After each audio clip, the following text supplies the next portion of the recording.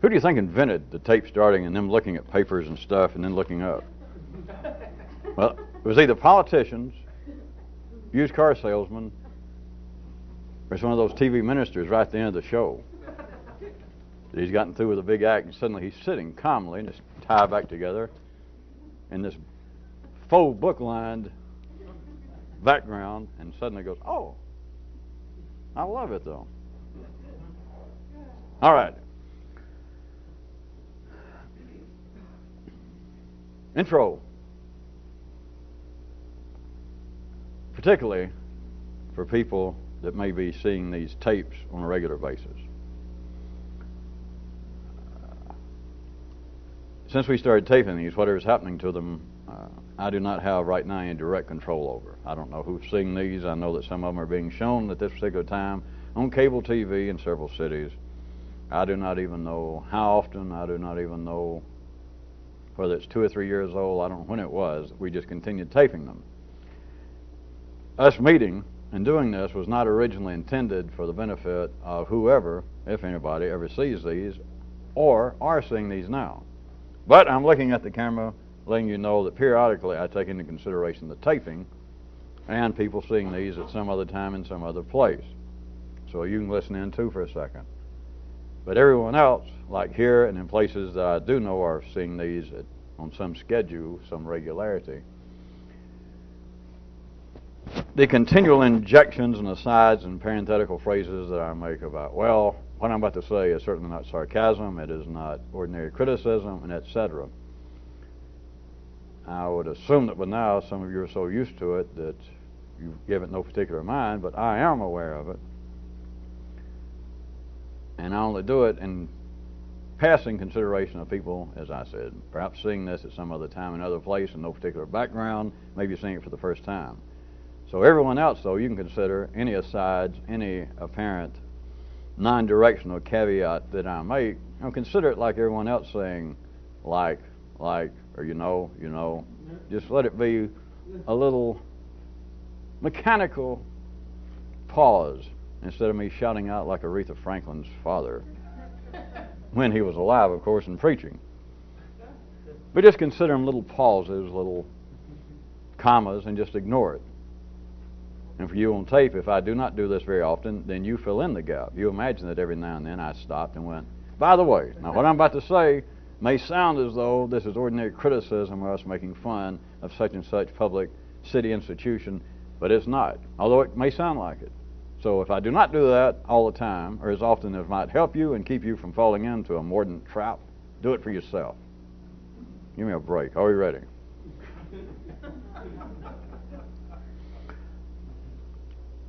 Since it's very close, as we all know, to someone's birthday that we all love and cherish, I thought I would offer up a mass gift. That is, could we attempt to, besides this being supposedly entertainment and just passing the time, fly a bit closer to the edge, which is part of what we have been circling around for a while? Would everyone go ahead and consider the fact that action and thinking of action are both electrochemical processes and energy exchanges within life's body, within life's structure, within life's being, and at that level, there's no difference between the two. Now, we have talked several times and hitting on it back and forth, me pointing out that at this level, on our planet, that one thing amongst others that sets us apart from all creatures, besides having an opposable thumb and argyle socks,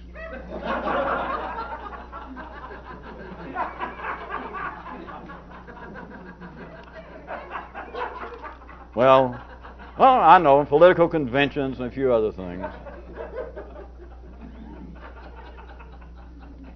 But other than that, one of the things that is useful, is profitable to consider, is the fact that man, any man who has a nervous system activated up to the point that he talks. If he talks, he thinks. If he thinks, he talks. To no one else, to himself. At that level, man can do something that no one else can do. It's not just a difference in the quality of what he can do. It's not that he is stronger, that he is more fleet than a sloth, or that he is stronger than an earthworm. It is a complete different category, just waiting to strike. And the category is that man can not only act, he can think about acting, which you can look at as being the primo purpose at one level of the human intellect, of the brain itself finally firing up atop the nervous system. And they would appear to be, as we have discussed on several occasions, two different aspects, two different ways that man can react, that man can deal with the energy of life, that he can act, and of course react according to where you come into the dance and look, but he can act in life. He can move about, he can take some form of action. But the one thing he can do that no one else is even in the close enough to even discuss, he can refrain from acting for whatever reason, fear, uncertainty, but whatever. There can be something that ordinarily, if we placed another creature who was not with a nervous system operating at the cerebral level, that they would just have to act. A man can do something else. Instead of act right then, he can think of acting, sometimes known as planning. But it would appear to be, and for ways that we have discussed for other purposes, are two different things.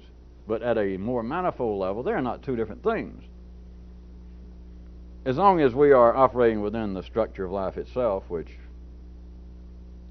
regardless of you people who may be eating some strange something that you bought from a person of questionable political alliances, that is, you're hallucinating even in the city sense. Other than that, you've got no choice. You're operating within the framework, within the body, within the structure of life itself.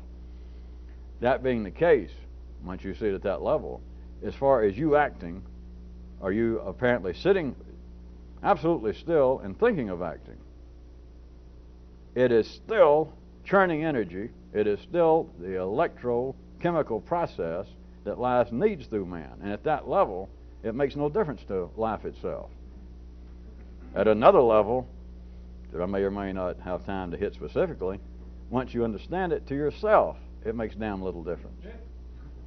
Now, it may appear to, without any doubt, make a difference insofar as would be your immediate environment, whether you acted or did not act, on the level of you and not you, I plus not I. Your immediate environment, it might, without any doubt, observably make some ordinary difference whether you acted or simply did not act, and you may have said, well, I was thinking of acting, and then it was too late, the guy shot me in the kidneys. Well, I was thinking about what to do. So it could apparently make a difference. But insofar as there being a difference, that ordinary people believe that, well, I suffer a lot, for instance. I'm way off the track not to, since I promised not to do this. Sit around and think, boy, I shouldn't do so-and-so, and yet I keep doing it, and I suffer over it. I should take some action. That is action. If you can go off in a non-plottable direction far enough, even to you, it becomes of no consequence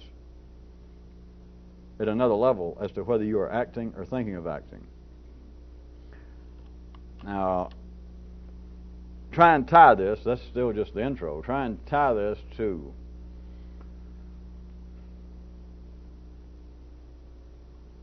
let us label it, the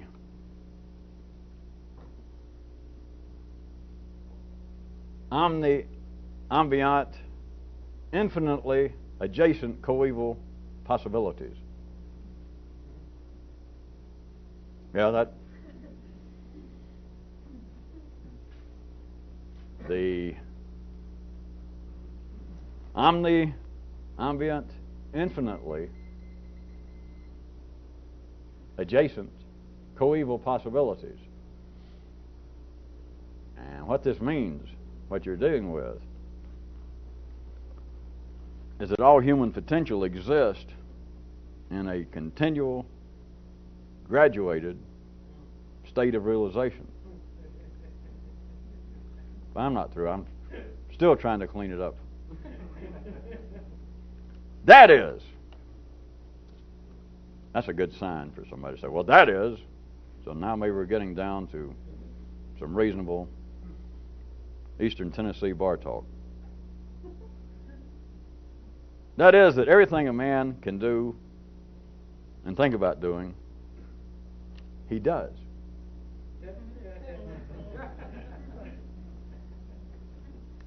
We'll assume for those of you who didn't laugh, or those of you who laughed because you're sitting on someone else's whoopee cushion. Everything a man can do and think about doing, he does. But now, as above noted, just thinking about something that you've never done, something you've yet to do, is still serving the same energy purposes.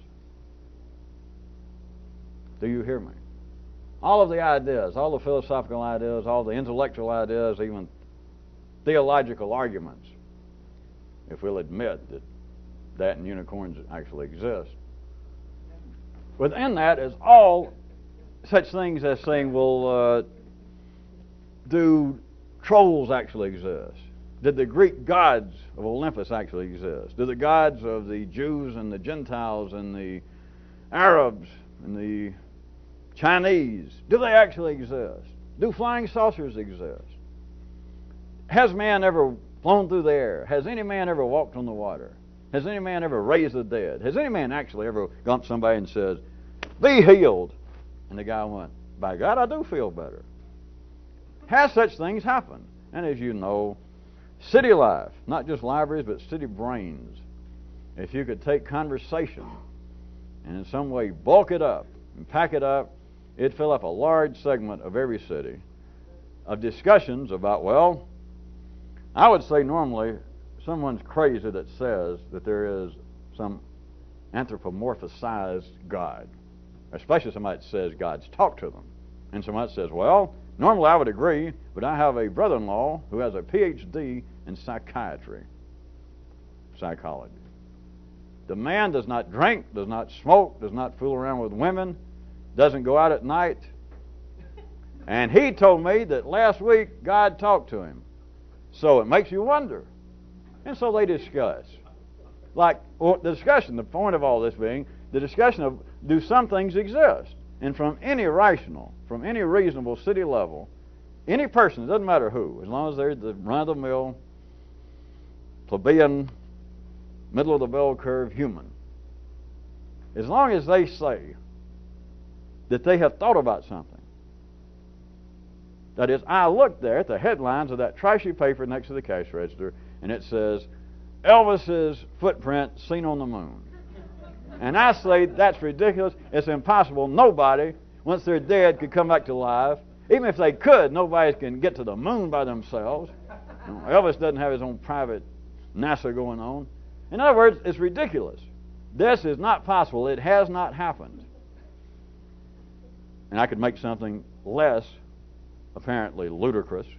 But all of that is irrelevant if you can take yourself to the level of realizing that action and thinking of action, insofar as them being servants of the electrochemical needs of life via man, that there is no difference. Then the question about, has anybody ever actually talked to God? It's irrelevant.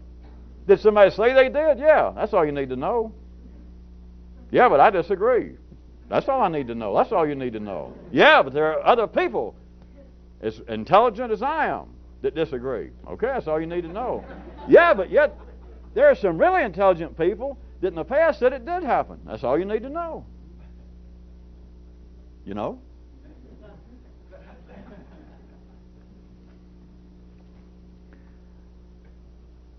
Thing that man can do,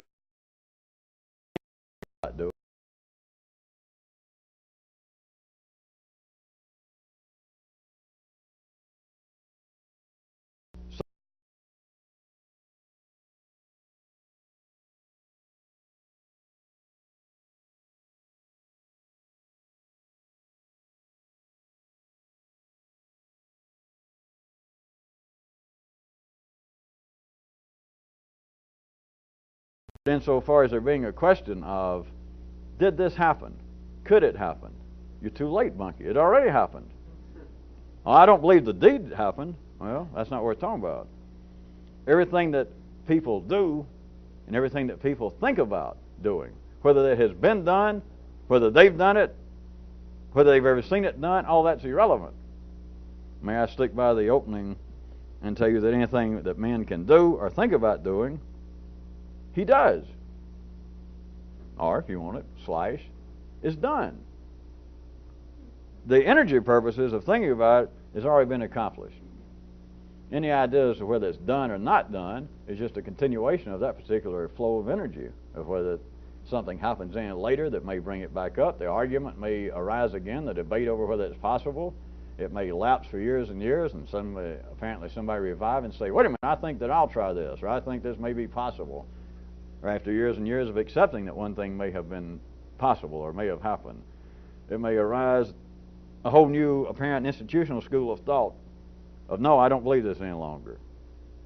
At a more manifold level, all of that is irrelevant.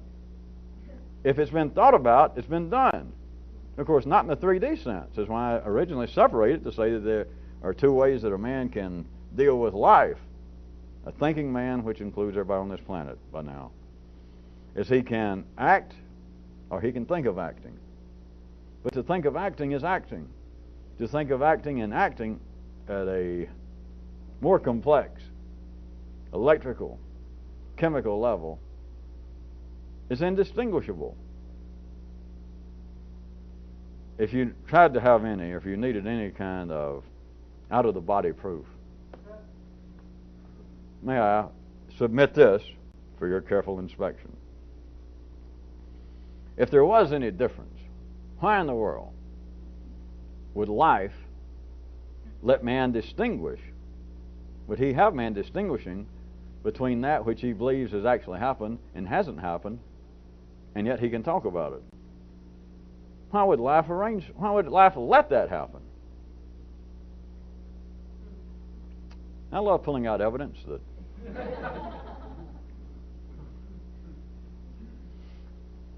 turns out to be no evidence at all, which must please someone somewhere.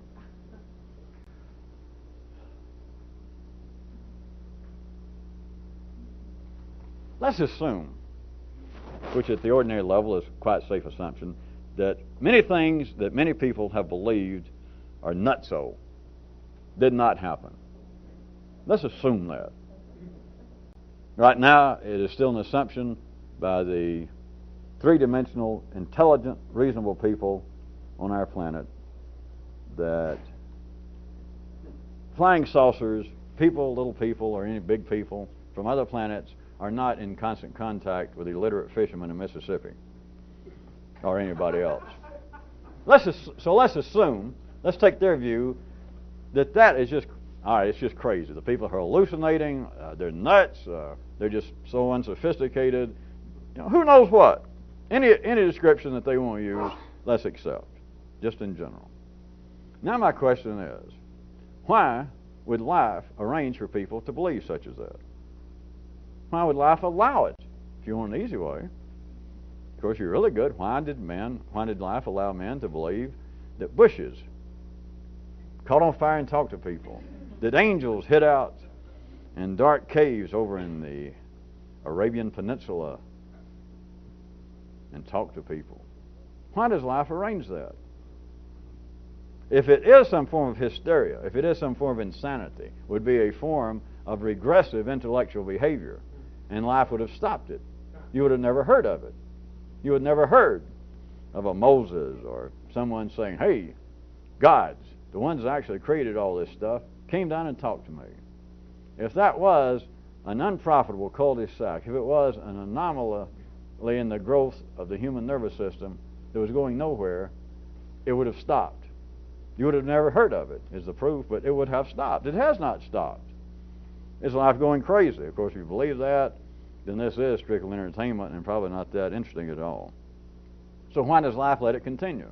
Why does life let large numbers of people, let's assume still, take the belief in anthropomorphized gods, flying saucers, talking to the dead, whatever you want, that a large segment of life's body continually says it's true, and an equally or sizable number of people says it's not true? Then let's assume, well, let's say that the latter part still constitutes the majority of people in some instance, such as flying saucers. So then we would assume life still looking after its best interest if the majority of the people, the better part of its own neural activity says this is not true, why in the hell does life go on century after century having large numbers of people, not just strange weirdos here and there, individuals running around, large numbers, institutionalized insanity? That is, unprofitable movements in its own neural system via man. Why would it let it happen? You'd be only left with one possible reasonable answer: if I could get a reasonable person at the ordinary level in the city to even tolerate any of this and follow it for a second, their answer would have to be, or I guess I'd have to suggest it and they'd have to agree with it, that life is getting something from this. Or else it wouldn't do it. Okay. If it's getting something from it, it is not unprofitable. It is not an anomaly. It is not self-defeating. Therefore, any question that the medium has, that is man, here and there, of disagreeing with this other group, that there can't be gods talking to people, there can't be flying saucers, I don't believe that there's life after death, I don't believe that dead people talk to the living, whatever it is, if there was no energy profit, if there was no exchange going on that was viable and needed for life's body, it simply would not be doing that. Then do you see that what seems to be the mediums, that is, groups of men, individual men, questioning one another, disagreeing that what you say has never happened to me. I don't believe it. I do not know anyone that that's ever happened to. You people are wrong. You may be crazy. So what? Do you not see that a deed is being done? Do you not see that energy is being transferred? Even if the person that I just went through the motions and the playing his part, even if he never went up to someone else and say, well, if you believe so-and-so, you're nuts. He may sit at home and hear about it, see it on TV, and simply in the privacy of his own brain, he says, you people are nuts. In other words, he did not act. He did not rush out of the house and holler, where are the people that said that? I want to tell them personally, you're nuts. So in that sense, he does not act. In that dichotomous choice of acting or thinking of acting, he simply sits there. It shows up again on TV or in the newspaper. So-and-so says they've talked to God. They have seen the Virgin Mary hanging around the Kmart up in St. Paul, apparently tugging on Elvis's coat. And the person sits there and takes no action. They think of action, and what they think of is Jesus Christ. These people are as nuts. They're squirrel's nest. Do you see that it's irrelevant? That the thinking of action, the action, becomes the same thing. It is an electrochemical process that is going on. It is going on in you. If you go out, if you rush out of the house and you chase down someone who is on the news and you say, I just want to tell you personally, you are crazy. People like you, they shouldn't put you on the news. You could affect the malleable young minds of our youth. And perhaps people of a less stalwart intellectual wherewithal than myself. You could mislead people. Now you would have to say that on some level that yes, that is churning up some kind of energy. That you got out and you actually did something. Maybe you call some of your friends and say, let's call the TV station and tell them to quit covering this kind of junk news. That's not news. That's trash. That's seeds of insanity. Let's do something. You could say, well, all right, for whatever reason, that is creating energy. It is moving energy along. But do you not see at a more complex level that simply sitting there doing nothing and passively watching TV, and these people come on again, they cover them, give them news time, and you simply say to yourself, Jesus, the world is full of more nuts than I imagined. The TV station, what's wrong with them? Must be ratings week for them to put on this kind of crap. Do any of them believe that? What do they think we are? Do you not see that at a more complex level, the energy deed is being done, and there is no difference to life? If there was a difference, it would make you, generically speaking, get up and do something. That is, if the thinking of the action did not suffice, then you would suddenly be moved that there you sit, cursing these people on TV. You'd suddenly think, what am I doing? I should be involved. I shouldn't let them get by with this crap. At least I'll call the station and tell them I disapprove of that kind of coverage. That's not news. But if life does not lead you to do that, then what you're doing here, the thinking of action, is churning, is transferring the proper amounts and kinds of energy, or you would do otherwise.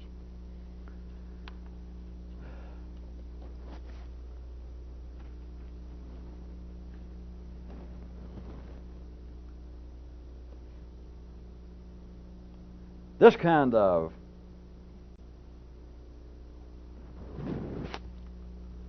omniambient, infinitely adjacent kind of reality. Now, as many times as you know, there are not any real terms. It's not life's fault to describe such as this. But infinitely adjacent is not bad.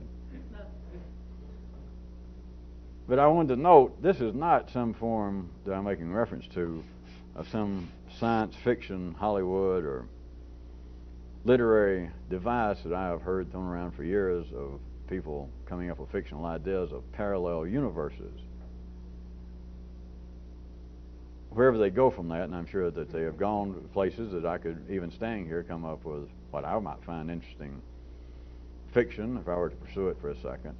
But this is not some kind of parallel reality going on, because it has got to be in a non-plottable, in a non-reasonable, in a non-sequential direction that would be parallel to nothing.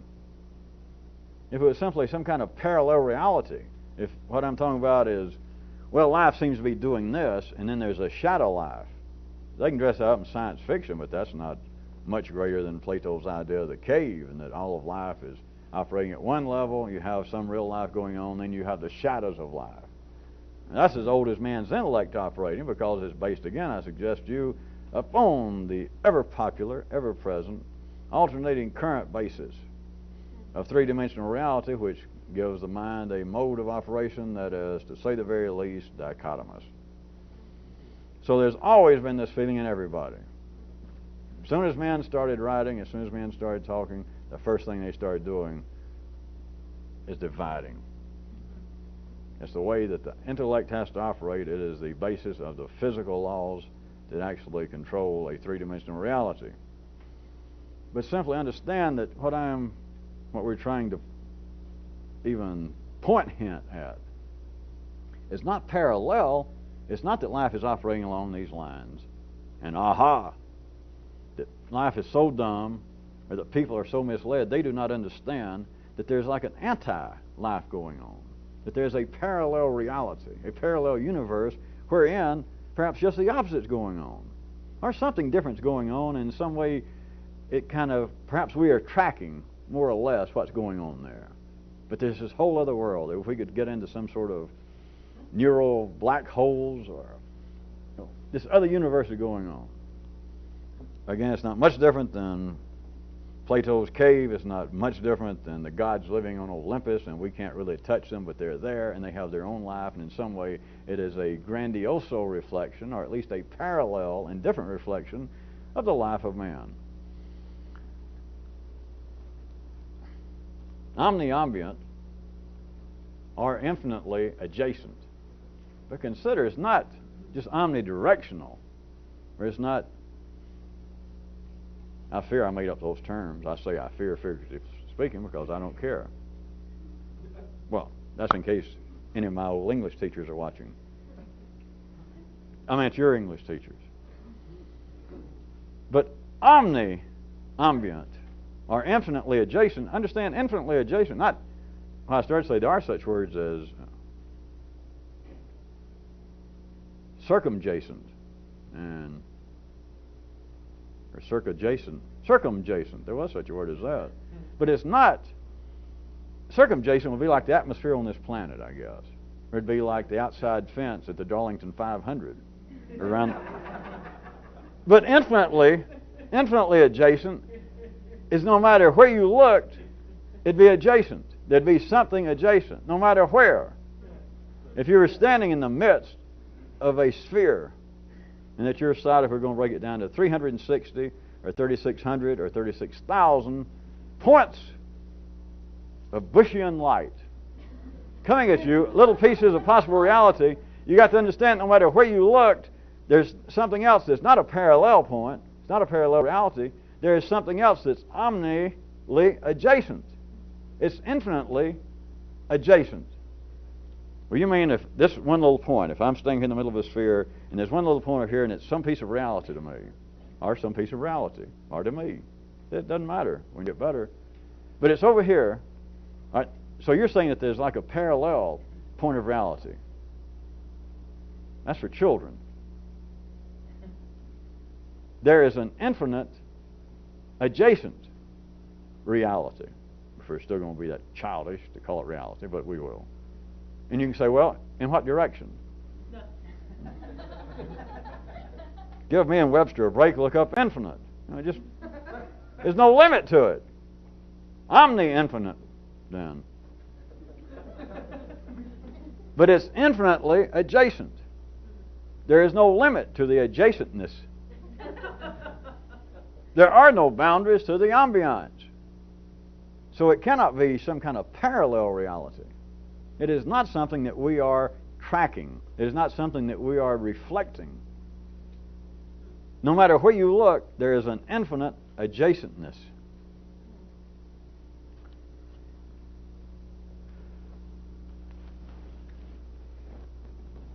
Could you begin to see what this would do?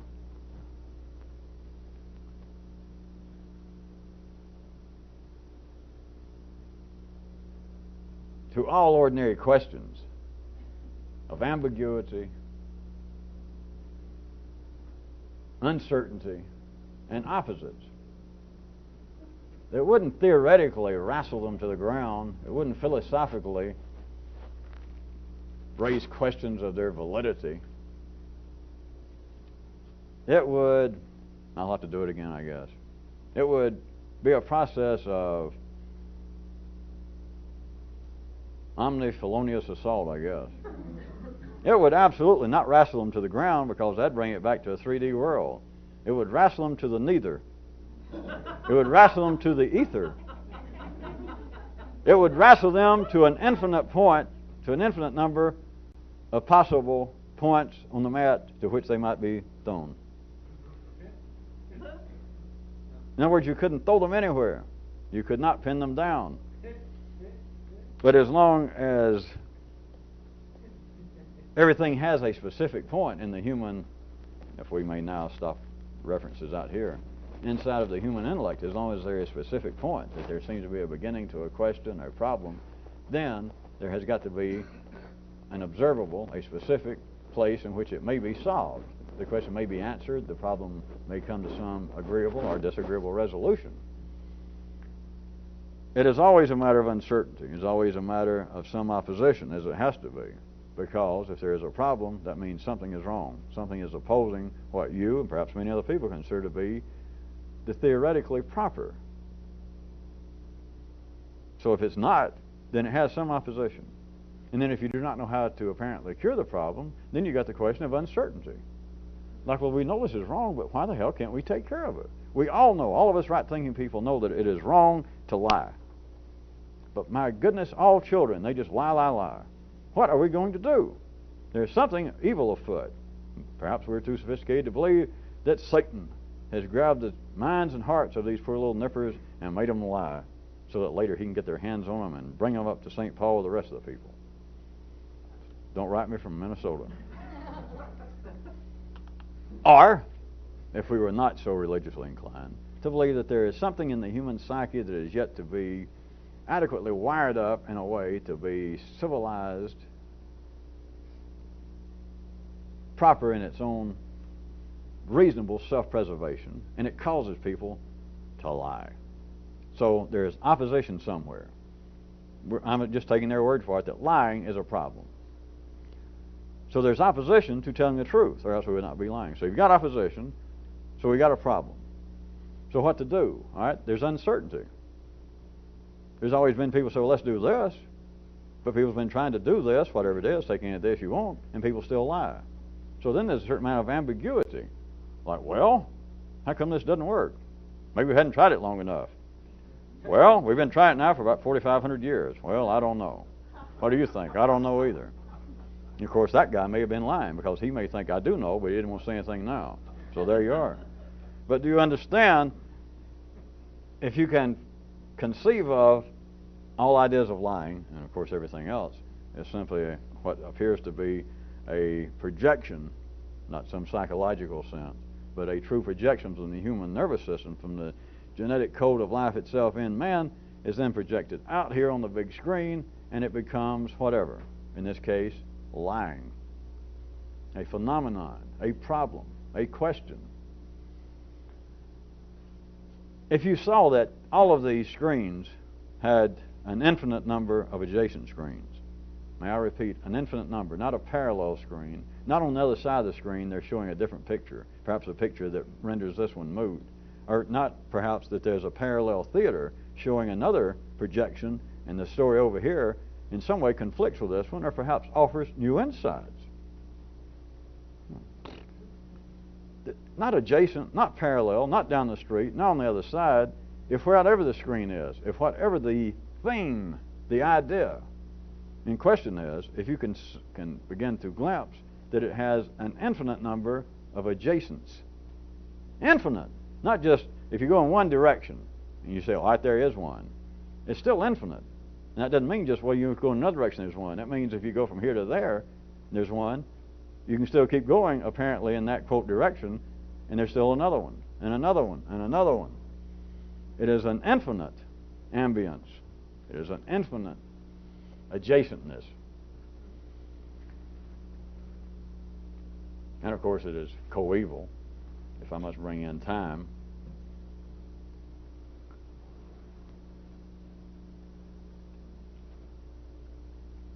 I had a handful of examples.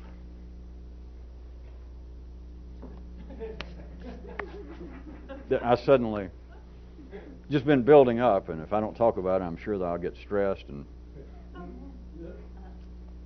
not I, but we'll all get stressed, and we'll have to seek psychiatric help, or at least take some dope. Has anybody got any good? Well,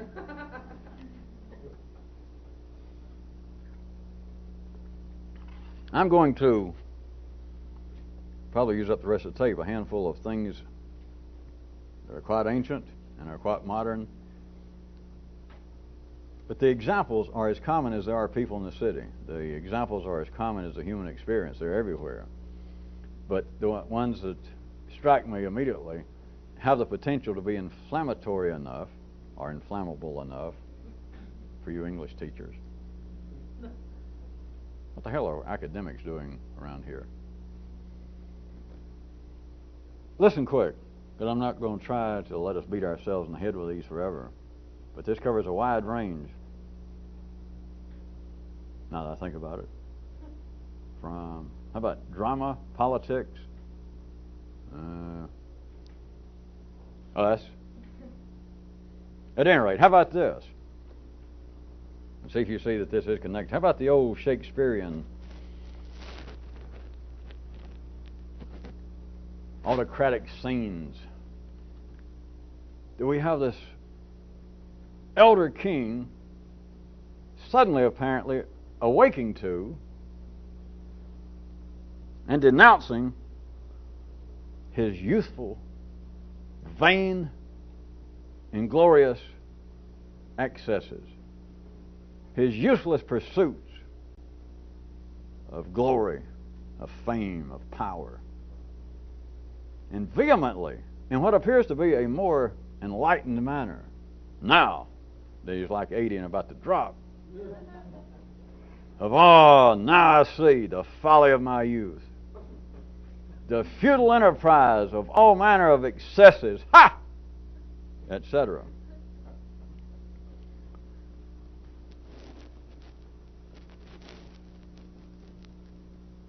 Without me adding what might have sounded like some sort of sarcastic aside, which it was not.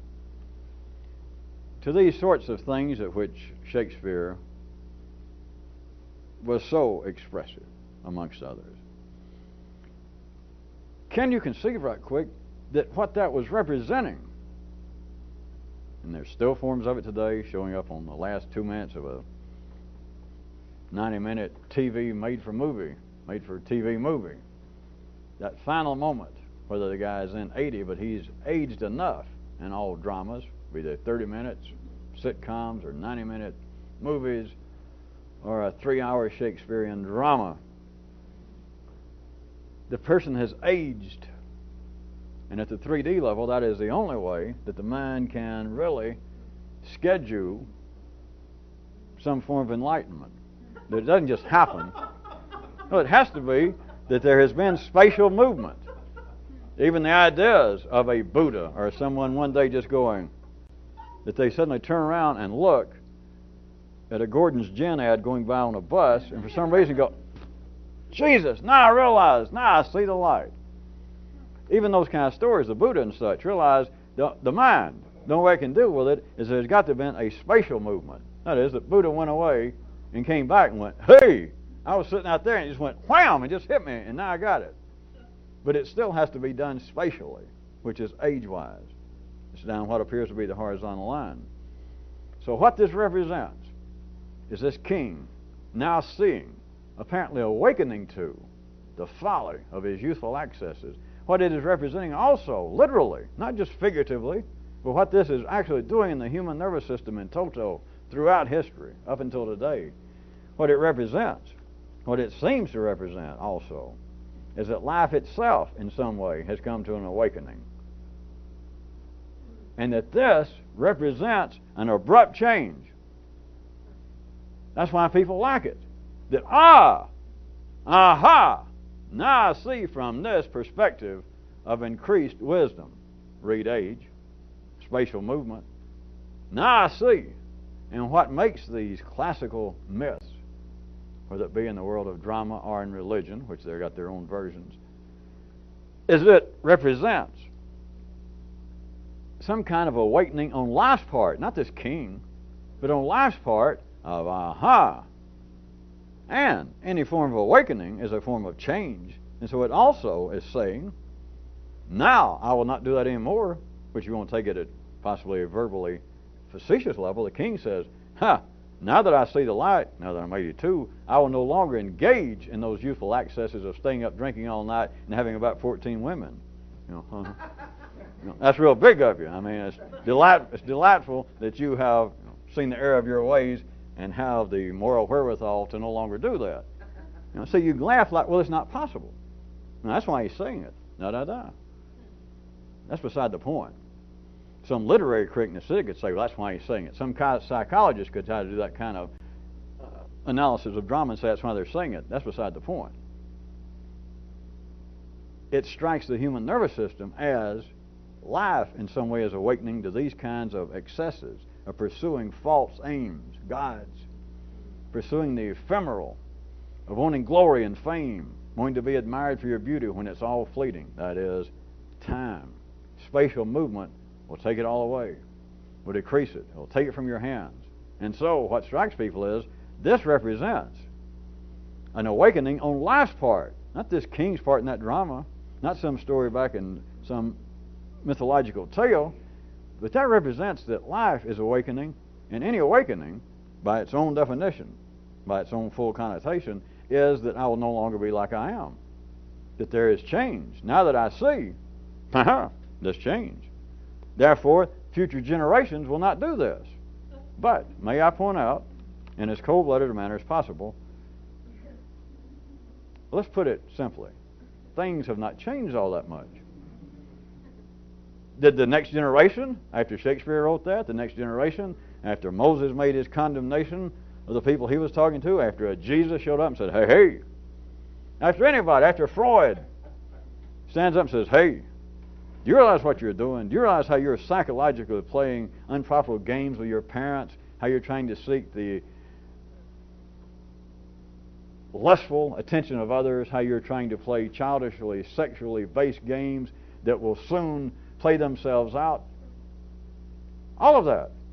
To go, what it represents for you to feel that is not just me, but you are tacitly, you and many, many, many, many, many people, large segments of life's body, or else they would not be classically remembered tales from Shakespeare to Freud. Unless large numbers, without them knowing it, without them analyzing it, that this represents an abrupt change. That life itself is awakening to these excesses, to these vain, useless pursuits, and it follows. There's no way out. The coming generation, or the coming generations, or me, a few minutes down the line, will be freed from this. Notice, the youthful excesses, the pursuits of, as they call it, of these vain useless, ephemeral goals continue a tempo today, along with the elder's denunciation. And it happens in you coevally. It happens in you, the nervous system, infinitely adjacently. Except being an episodic life here for 60 or 70 years for the average person, the king does not remember. He cannot recall that is going on. He sees it may be going on in the younger generation. Now I'm back to the stage of Shakespeare. We're back to apparently out here on a crude level. He sees it still going on, but he cannot conceive of the fact that it's going on just as legitimately, just as necessarily as it did with him 70 years beforehand. The only way it strikes him now is, well, God, I knew better. I know better now, and I'm trying to tell them. And look at those little nippers. Look at those little dunderheads. They just won't see. They won't see. I gave them the benefit of my wisdom. I'm the king. I know something. I'm an old man. I went to them and I said, look, I know you think this is a lot of fun. Straighten up there. Put down that bottle and listen to me, kid. Listen, I know you... Get that woman off. Get both of them away from me for a minute. I know you think you're having fun, but take it from me. Now, I did the same thing, but take it from me. Hey, you cannot chase that kind of temporary, passing excesses. That is not real fun. He cannot... I don't really want to go much further verbally. I want you to see this, not an attack on anything for you people on tape. You cannot, an ordinary nervous system cannot coevally, simultaneously, hold that kind of infinite adjacentness. That all this is still going on, but it's still going on in me. I just do not do it anymore. I think about it. I do not do it, which is the same thing at the energy level. And it goes on in me, it goes on out there, because both is needed.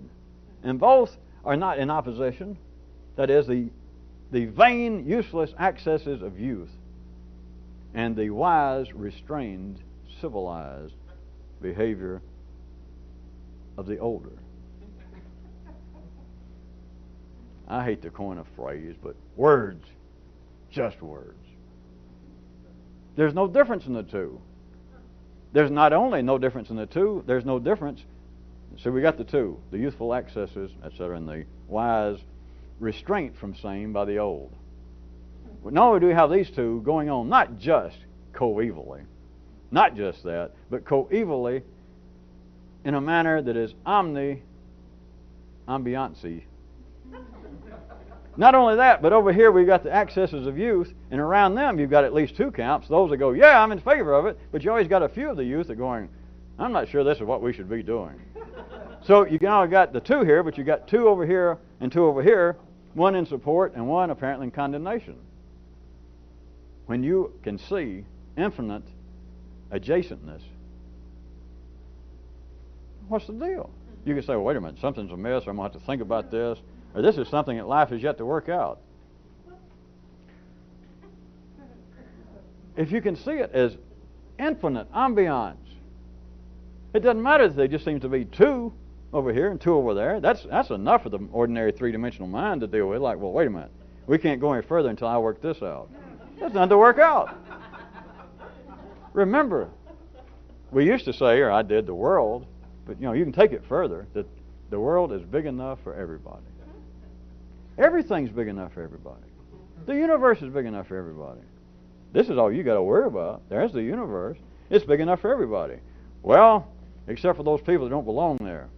That is, for the people who are just absolute idiots. The people who will not see the folly of chasing false gods, temporary aims. Except for them. Do you not realize that they are in your universe? Do you not realize that you thinking about them, whether you attempt to take any action about them, you thinking about them? You're dancing just as close as you can. Well, if you're going to keep up that figurarization, maybe so, but I don't like it. But don't dance with them. Wait a minute, that's a trick idea. Well, I don't actually dance with them. Well, you think about them. Well, yeah. There's no way out. There's no way out at city level if you understand the nature, the true nature of an infinite adjacentness, that next to everything not only is something else, but next to everything is everything else. And if that sounds too weird, if you don't see that next to everything is everything else, then next to everything is something else, and next to that is something else. I mean, if you've got to take that much time to think about it, if you still pursued that far enough and you did not turn into Pee Wee Herman's brother-in-law,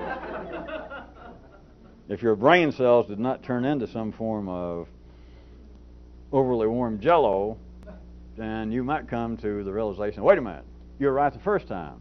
Next to everything, or next to anything, is everything else. It's just a matter the 3D mind sees it as being of spatial consequence. That, well, wait a minute, next to one thing can't be everything else. Now, it could be one thing here, and then it keeps going, and if you went around far enough, you'd say, all right, it's all connected. Now, are you going to spend 70 or 80 years? Or for those people who believe that there's life after flying saucers and peanut butter, that, wait a minute, I'll come back and I'll relive it again. I'll keep trying it. In other words, I'll keep counting. You sit around and try to count the number of grains, I guess, on a beach. Or if you get far enough away, you could go, hey, there's a beach. How many numbers of sands do you think they're there? Yeah. Do you know exactly? Yeah. Are you sure that's the number? Yeah. There could be more. Yeah, you're right. But wait a minute. Some of them there might not be as many as you said. That's true. So you don't really know how many there are, do you? No.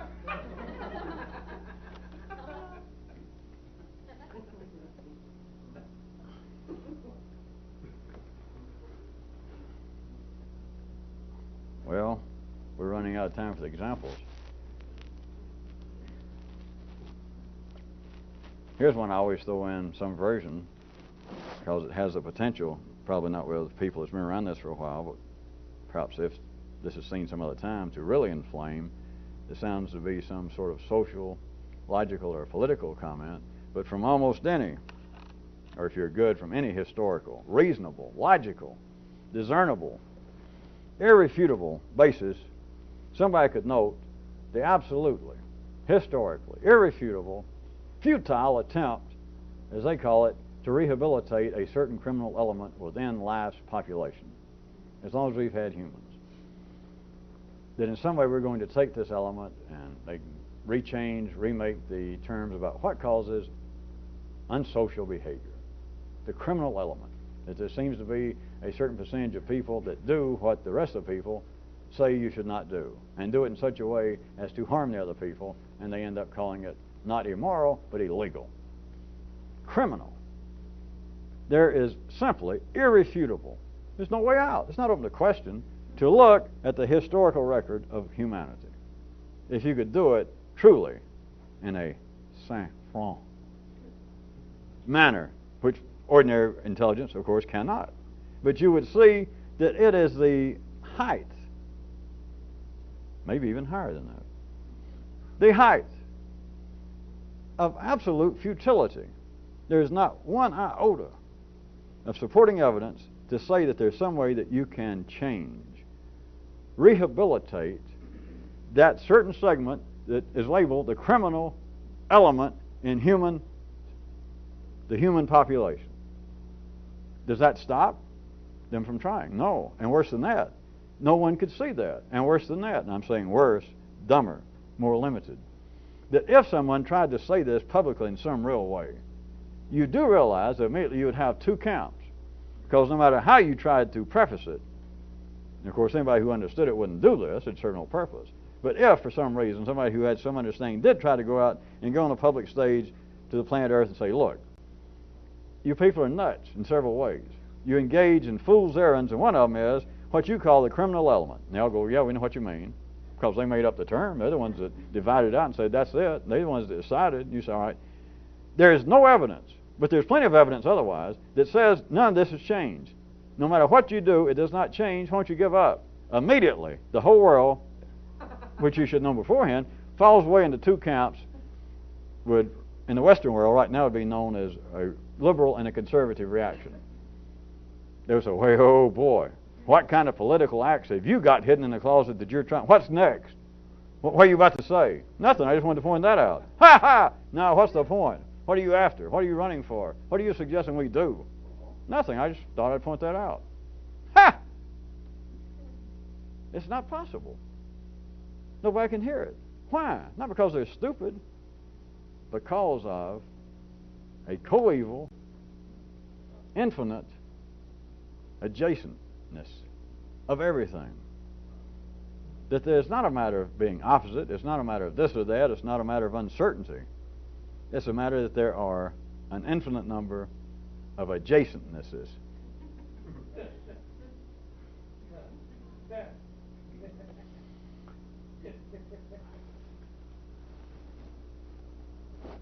Now, I'll slip in one more. Somebody brought this up. Maybe I shouldn't use, maybe I will not use, or maybe I will. The real one. How about this? There is some out-of-town investigators. They fall upon a local affair. Well, I'll tell you what caused it. Somebody was asking, brought up an idea of the federal government and their job they did on poor old Jim and Tammy Baker. Expose them for the frauds they were, put them out of business, put them away, and the locals did not seem all that appreciative in many cases. And so these out-of-town investigators, to say the least, were kind of nonplussed that some of the people are complaining. And they cannot understand why you are not appreciative that we exposed this and saved you from throwing your money away. And yet, these investigators, may I suggest, would be less than overjoyed if these same locals came up to New York and in some way, let's assume, because it could be true, in some way exposed the Met for what it was. Put them out of business, maybe put them in jail, and thus save those good New Yorkers from paying those outrageous prices for opera tickets. Because it is all entertainment. And no out-of-towner will ever appreciate, since it's all entertainment, no matter what it is. It can appear to be religion, it can appear to be opera, it can appear to be politics. That one party throws out another one, a coup overthrows some dictator. Doesn't matter. It is entertainment. Entertainment is the energy flow. It's all entertainment, and no out-of-towner will ever, ever be able to appreciate the local form of fun. And they will attempt to expose it. But you understand, we're talking about the same thing. We're talking about the same thing as the futility of rehabilitating the criminal element, of exposing things and freeing people from throwing their money away to this spurious preacher. They don't understand. It was damn entertainment. Where's Jim and Tammy? They put Jim in jail. Well, what am I going to watch now? The Home Shopping Network all day? Yeah, but now you don't have to send your money and them spending it on wild parties and stuff. Well, what the hell do I care? It's like paying a ticket. How would they have felt if they went up there and exposed Leonard Bernstein and the New York Philharmonic, exposed them for what they were? Up there charging $30 and $40 a ticket to go in there and hear a bunch of guys sitting dressed up like penguins playing all that kind of old long-haired music. Would they appreciate it, those sophisticated New Yorkers, to be relieved from having to pay these out, from being defrauded, but not by Jim and Tammy? But notice, if you go from out of town to the local purview of where fun and entertainment is going on, you never appreciate it. Do you see any connection between that and people believing that, yes, some things I agree with, some things I can see, though, happening out there are frauds. One person is defrauding another. One person, one group, one religion, one nation, one institution, one city is taking advantage of another. God, the injustice of life. All they're saying is, well, I live in South Carolina, and I'd rather see a down-home preacher handle snakes and heal people than to see them dress up in those funny clothes and dance around the stage. Okay.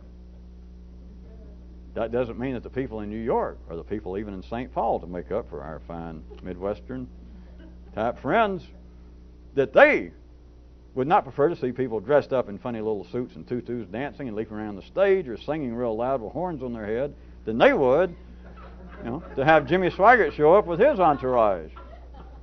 But it's all entertainment. Inside. Wait a minute. How can people be so dumb as to believe in gods or in flying saucers? Let's go out there and expose these people to the truth. What truth? It's just entertainment. It's just life. Yes, but there are some things that are true and some things are not true. All right? The truth was that these out-of-towners couldn't believe They've got little old women coming up and beating these out-of-town prosecutors for the government with umbrellas about why the hell didn't you leave Jimmy and Tammy alone? And they would ask them, say, did you used to send them money? Yeah, I signed up. I was one of those, whatever they call them, a lifetime. I sent $50 a month. Do you understand the guy was drinking, throwing parties, and just squandering that money? Does anybody go up at the Met and say, how much are you paying for tickets? So and so. Do you have any idea what Placido Domingo does with his money? Do you know the man is an inveterate gambler? He's a drunkard? What? I care. I just came to be entertained. All right, if you can forget all that and go inside the human intellect. Wait a minute, there are things that should be exposed. They're ideas. Forget whether Jim and Tammy is out squandering their money on electronic dog houses or whether Placido Domingo is drinking Mad Dog wine. What do you care where your money went? You got your money's worth. You got entertained.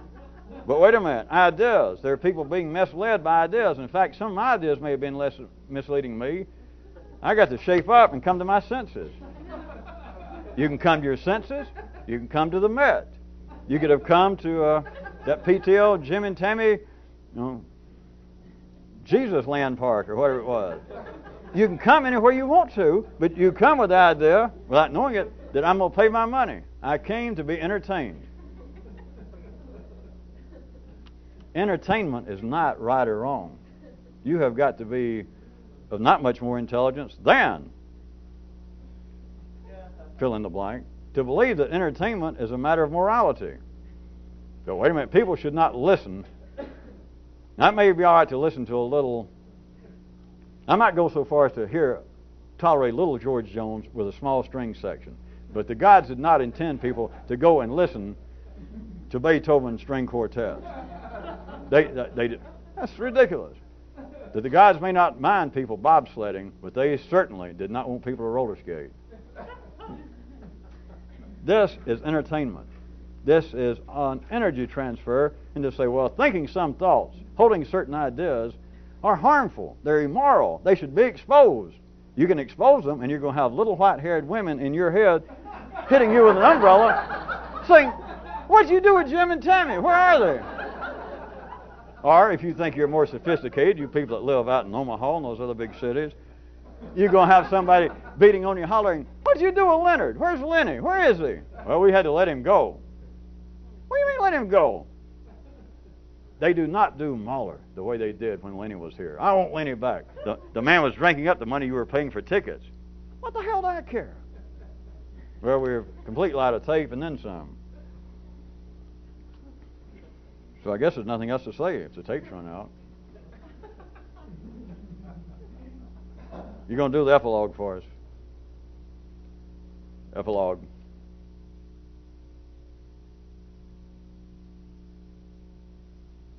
Ready? I wanted to mention that although it's still true that I am going to,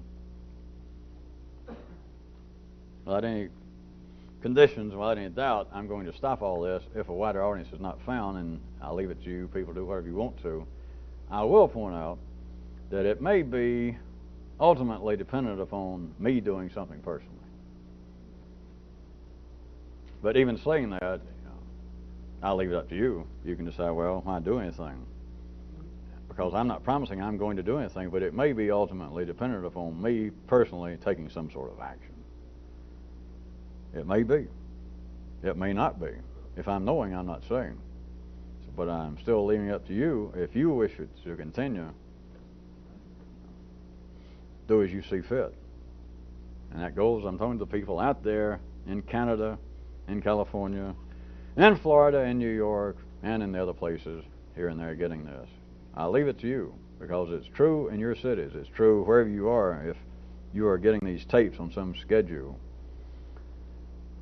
If you do not increase, if a wider audience is not found where you are, I'll either be stopping this in general, that is totally, or I may just kill it off piecemeal and I may just stop it wherever you are. Maybe we should. I keep joking about it, so I'll joke one more time so we'll leave on an up note. Maybe we'll do something, and I had a new name. That's why I went through all this, just so I could work in the new name. Don't you wish? Yeah. How about this? it's a quotation marks, but then it's a quote within the quotation marks, a name within a name sort of thing. Go ahead and call it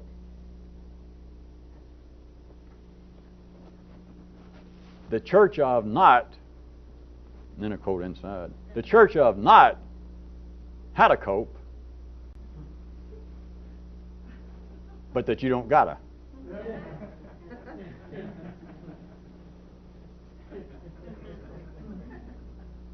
It's real hard to say that to ordinary people, but what I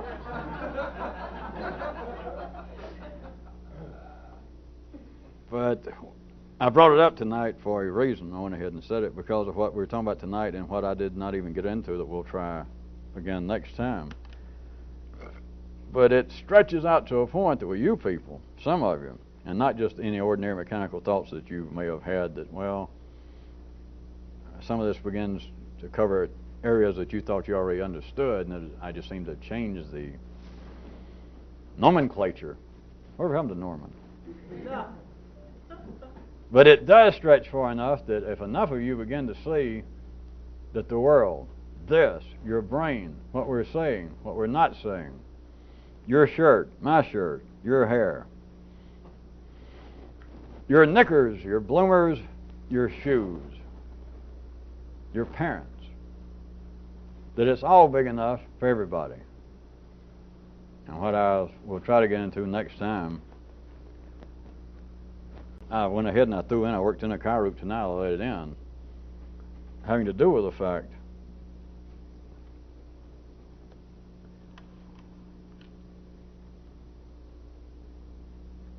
that if there is some basis, this is getting too long for the epilogue, but if there is what everybody believes, the truth or a truth, which I had chirurg suggest to you, tell you, is simply a more complex map, would be the truth. If you've got two eyes, the truth, if there was such a thing, as an objective, something out there of the truth, it would be a 3D view of life.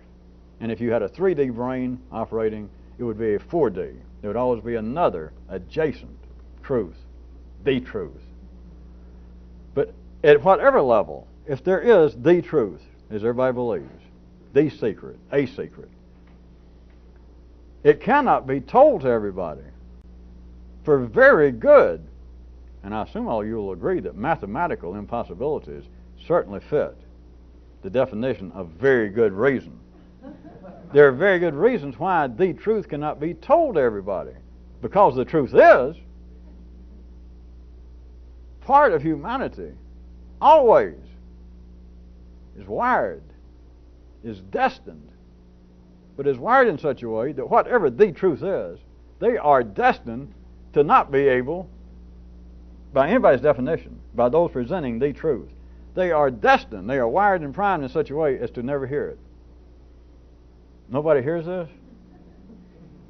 It is almost like trying to put, like that comedian, a rubber surgical glove on your head, and you think, well, it's possible, I've seen him do it. But this, when you start stretching all ordinary intellectual maps of reality, as soon as it starts going on, your head gets bigger and bigger and bigger and bigger. It is indeed the infinite adjacentness. It is the omni-ambiance. There is no end to it. And the idea of the truth, the idea that maybe you people have had some idea, or maybe you think that somebody, me or somebody in the past or sometime in the future or now, that all of this has something to do with a closer to the truth. And it may be, because I certainly have never told anybody everything I know. That shouldn't be a secret. You just can't do that. So, even if there was such as that, and you might think, well, if anybody could do it, by God, I bet you could. Not only could I not in that sense, nobody can. I just told you. Something called the truth, if there is any validity, it cannot be told to everybody.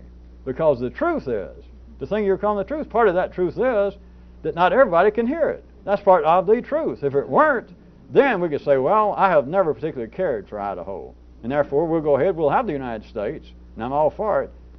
We're not going to have Idaho.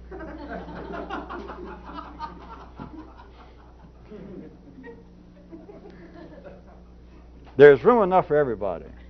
There is no way to kick anybody, any idea, off the ship.